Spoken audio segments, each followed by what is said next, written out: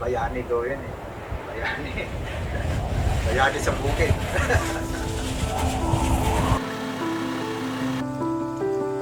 Sa pawis at kamay, lupa'y binubungkal.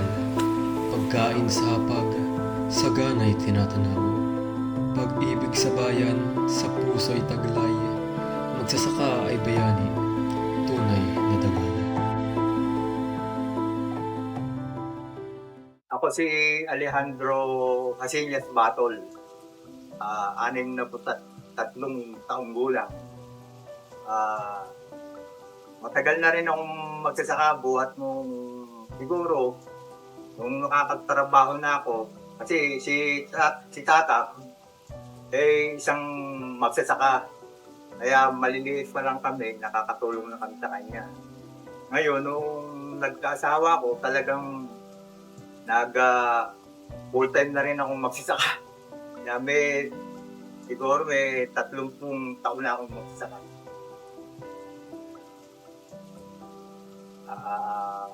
Sa ngayon, bilang magsasaka, ako yung naging presidente ng magsasaka dito sa Lalawigan ngayon.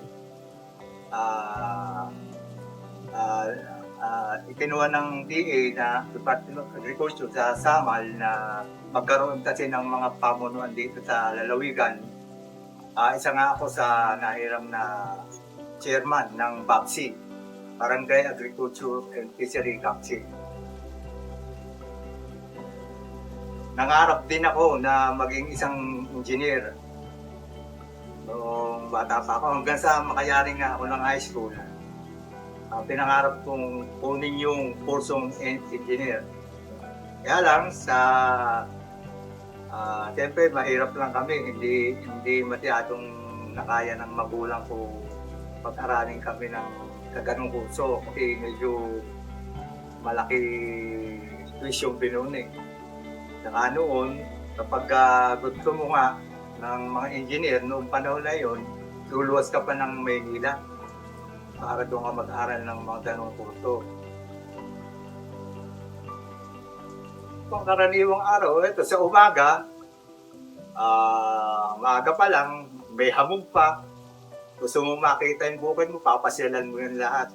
Iikot ka. Titingnan mo kung ano na, may hayop ba, o walang tubig, o ano na yung kunanda mo, kung yung pilapil ay kailangang balasbasin o mawirin. Yun lang, kahit sakain nga, yung may araw na kailangan magpaandar ka ng water pump. Para kasi, halos 3 lugad yung ginagawa kong bukid eh.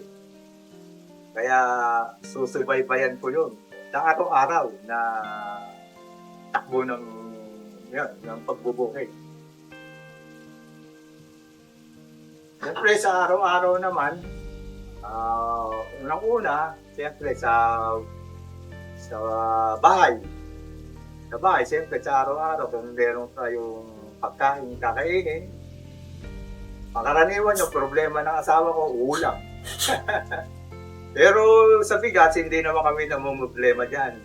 Kung sa bigas lang, dahil kapag umani kami, so, tama nga, binibenta namin yung iba, pero nagtitira din kami ng pansarili naming pagkain, tsaka nabibigyan namin din yung mga anak namin ng bigas. Sa mga bagyo namang gumarating na yan, kung tutusin naman talaga, wala tayong magagawa kung talagang dumating yung ganyang kalalaki na bagyo. At kung panahon nga ng tag-ani ng palay o nagpapalaki ng palay o sumasapo ang palay, hindi natin mapipigil ang bagyo. Kaya lang, di tayo nawawala ng pag-asa at nananalangin tayo sa Diyos na sana hindi masyadong maapektuhan itong mga among pananim.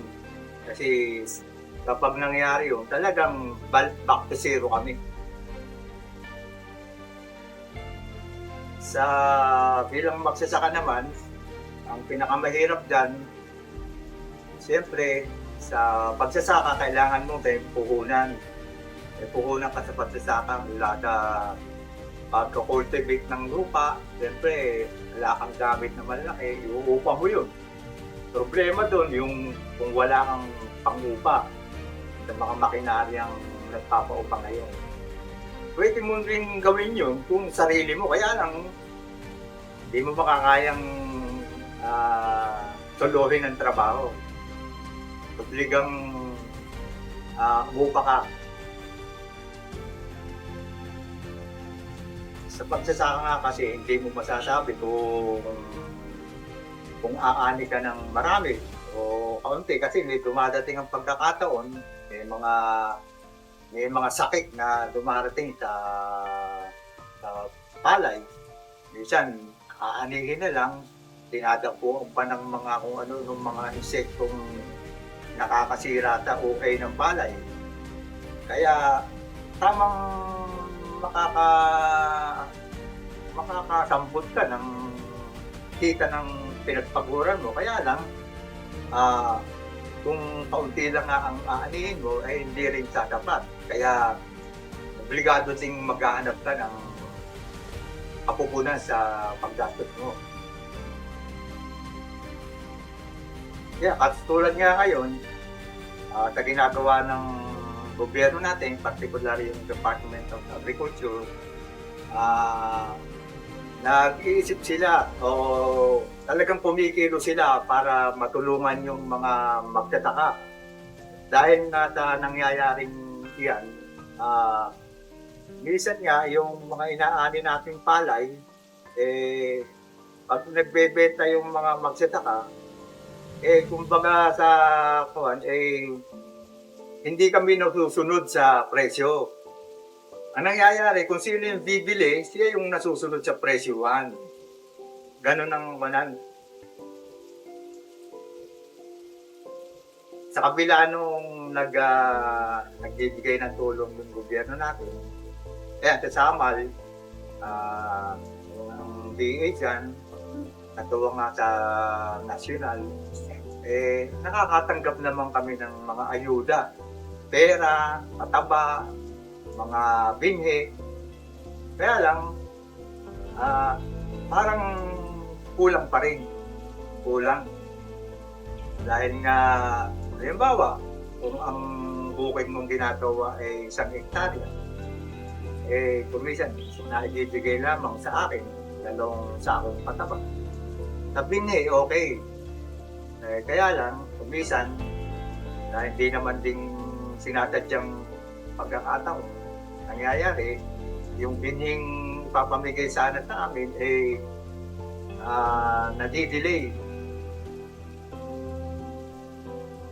Sana kung aani kami particular in palay, sana magkaroon ng presyong hindi yung mga kabawi ang magsasaka, hindi yung laging palbe.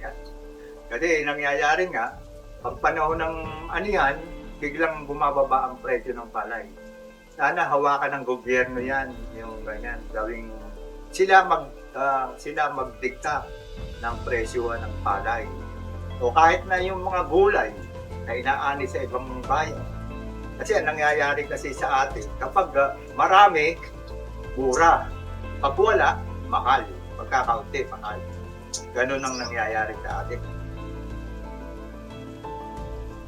Ayun, katulad nga yung kasama sa rice tariffication yan yung malayang pag-aangkat ng bigas sa ibang bansa. Sa akin bilang magsasaka, ang kagandahan ng ganyan importation ng bigas sa ibang bansa, maraming kakanin yung mababayang Pilipino.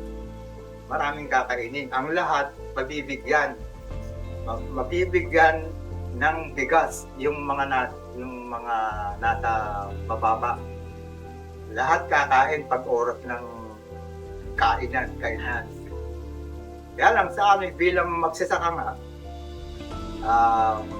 kapag maraming nakikita sa market na mga ganyan na katulad ng bigas, yung produkto naming palay, mababa ang bentahan madadamay yung palay naming ani. dito, bisan may mga technician, may mga yung ahente ng mga gamot, technician ng gamot, sa mga tari-saring kumpanya ng gamot. Bisan pupunta dito sa amin, may iaalok ng mga gamot, pampalay. Siyempre, bibilin mo yun. Pero sa ang kagandahan nun, alam nila yung talagang pinag-aralan nila yung kung ano mga kailangang gamot. So, masugpo yung mga mga insektong tumisira sa palayan. Ayun, ganun, na binibigyan nila kami ng seminar. Nakikita ko kasi ngayon, katulad nga yan, alam natin yung mga henerasyon ngayon, hindi na tumutuntong sa bukid, ayaw humawak ng puti. Kasi, kumbaga nag-aaral sila. Yun lang ang hindi maganda sa atin. Katulad ng mga anak ko, pinangarap ko mag-aral sila. Kasi sabi ko nga, pag nag-aral, may magandang hinaharap. Kaya lang nalimutan ko na kapag ala kang kahalili sa iyo sa paggawa sa bukid, saan mapupunta bukid kung ginagawa kung wala na ako? Maaaring ibenta na yan, mawala na yan, mapunta sa iba. O kaya man, gawin ng subdivision yan. Di ba? Kasi wala nang gagawa eh. Yung mga kabataan ngayon, siguro 80% ayaw nang tumutong sa bukid niyan. Paano na kaya ang pagsasaka natin kung wala nang papalit sa mga magsasaka ngayon? Ano yung sa tingin niyo, ano yung magiging doon? Kasi ang dala nilang doon, nga, naisip nila yung mga kabataan ngayon, nahihilig na sa mga ganyan, computer, mga gadget na ganyan, mga bagong technology. Pinuha nila doon, pinupus nila na sana yung mga kabataan, gamitin din sila. Dahil sila ay marurunong na sa mga computer na ganyan, ikuha nila para bigyan nila din ng pansin yung sa pagsasaka. Ang kaalaman nila sa mga ganyang bagong technology, i-adapt nila dito sa pagsasakang makabago. Sabi nga nila, yung magsasaka, bayani daw yan eh. Bayani sa bukid. Kaya nga, tulad sinabi ko din nga kanina, sa pamamagitan ng mga opisyalis natin sa gobyerno, particular sa Department of Agriculture, para maging masigla ang pagsasaka, tulungan nila kaming mga magsasaka. Saka yung mga mamamayan, mga ordinaryong mamamayan, siyempre, wag silang magsayang ng mga inaani dahil yun ay pinagpagura ng mga nagbubungkal ng lupa, particular na itong mga magsasaka sa pagkain ng bigas. Siyempre, huwag nilang sasayangin. Kumuha sila sa kaldero ng kaya lang nilang ubusin. Sa bagyot, tagtuyot, di sila nalulubi. Tibay ng loob ang sandatang matatag. Bawat butil ng pawis, pag-asa'y sumisibol. Magsasaka ang ugat ng bayang di magugupo.